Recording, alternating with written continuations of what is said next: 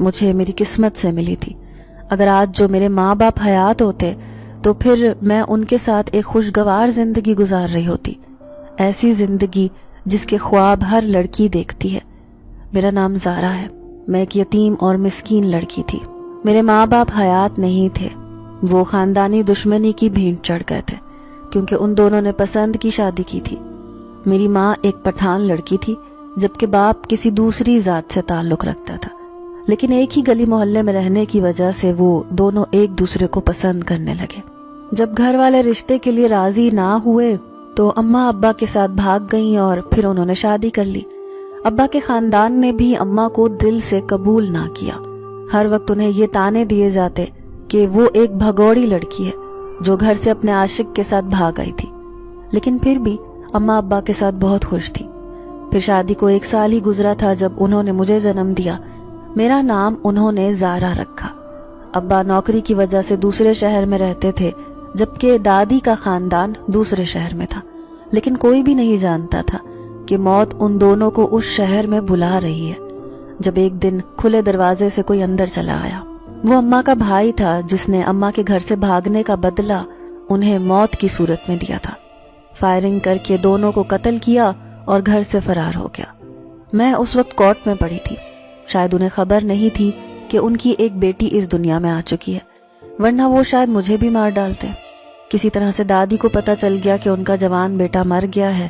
وہ روتی پیٹتی آئیں اور مجھے اپنے ساتھ لے گئیں۔ پھر اماں اور ابا کو دفنا دیا گیا۔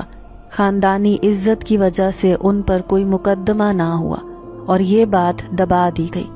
اب مجھے دادی ہی پال رہی تھی۔ ویسے بھی ابا کے سارے بھائی الگ الگ ہو گئے تھے، سب شادی شدہ تھے۔ پھر 18 سال تک دادی نے ہی مجھے پال پوس کر جوان کیا، لیکن پھر اچانک ان کا انتقال ہو گیا۔ اب میں تایا کے گھر چلی آئی تھی کیونکہ وہ سارے بھائیوں میں سب سے بڑے تھے، لیکن ان کے خاندان نے مجھے قبول نہ کیا۔ بچہ بچہ یہ بات جانتا تھا کہ میری ماں ایک بھاگی ہوئی عورت تھی اور کیسے اس کا عبرت ناک انجام ہوا تھا۔ تائی مجھے اسی بات سے ڈراتی، کہتی تیری ماں نے تو اپنی ذلیل مٹی کروا لی، خود قبر میں جا کر سو گئی اور اپنی اس منحوس نشانی کو اس دنیا میں چھوڑ کر چلی گئی، لیکن تو کوئی ایسا کارنامہ نہ کر بیٹھنا، پہلے ہی ان کی عزت مٹی میں رل گئی ہے۔ میں سر جھکائے ان کی باتیں سنتی رہتی، جانتی تھی کہ میری ماں کا گناہ ایسا ہے کہ دنیا اسے مرنے کے بعد بھی معاف نہ کر سکتی تھی۔ تائی امی نے مجھ پر احسان کیا، اوپر والا کمرہ رہنے کے لیے دے دیا جس میں انہوں نے سارا فالتو سامان رکھا ہوا تھا۔ وہ مجھے جتانے کی کوشش کرتی تھی کہ میں بھی اس دنیا میں آیا ہوا فالتو وجود ہوں جس کی کوئی ضرورت نہیں تھی۔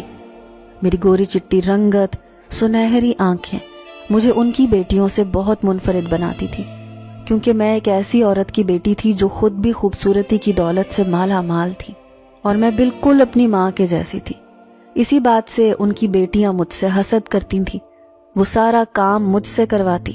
اب رمضان کا مہینہ چل رہا تھا، ایسے میں پابندی سے روزے بھی رکھتی تھی، لیکن کسی کو بھی میرا احساس نہیں تھا۔ میں صبح سویرے 3 بجے اٹھ جاتی، پھر ان سب کی سحری بناتی۔ تائی اماں کی 3 بیٹیاں اور 2 بیٹے تھے۔